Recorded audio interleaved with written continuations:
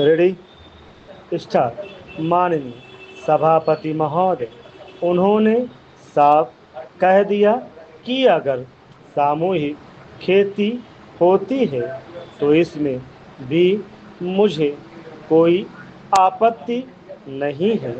मैं यह कहना चाहता हूँ कि इस बिल को देखने से यह साफ स्पष्ट होता है कि उस सहकारी समिति के जितने सदस्य होंगे वह अपनी अपनी जमीन को एक साथ कर लेंगे और अगर समिति से निकलना चाहेंगे तो एक साथ अधिक जमीन उसको नहीं मिल सकती है।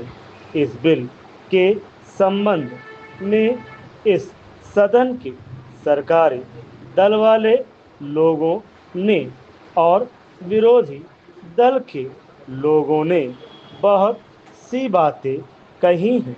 जैसा कि यह बिल है, इसको अभी समिति के सामने विचार के लिए जाना है और वहां से विचार होने के बाद यह इस सदन के सामने फिर से विचार के लिए पेश किया जाएगा।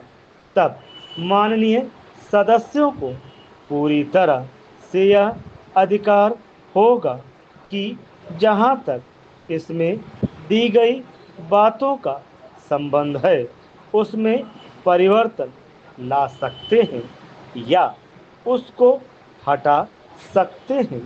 कल से जो बातें हो रही हैं वह सब नोट की गई हैं और मैंने बहुत सी बातों को सुना है। इस समिति में उन सब बातों पर विचार किया जाएगा। बहुत से माननीय सदस्यों ने इस तरह की बातें कही हैं वह बहुत आवश्यक मालूम हुई हैं और जैसा कि मैंने कहा है उन पर विचार किया जाएगा।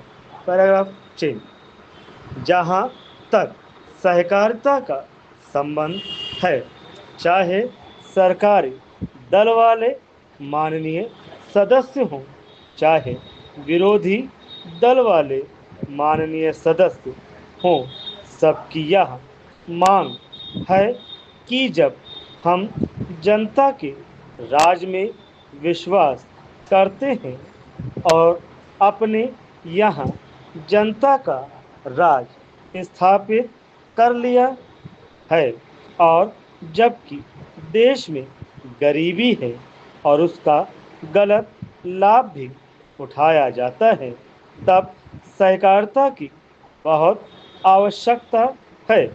इसको रोकने की आवश्यकता है। यह सभी लोगों की राय है। जहां तक इस सहकारी बिल का संबंध है, बहुत से माननीय सदस्यों ने बहुत सी बातें इसके संबंध में कही हैं। मैं सब बातों का विवरण में तो उत्तर नहीं दे सकता हूँ, लेकिन मैं थोड़े से विशेष बातों का उत्तर देने का प्रयत्न करूँगा।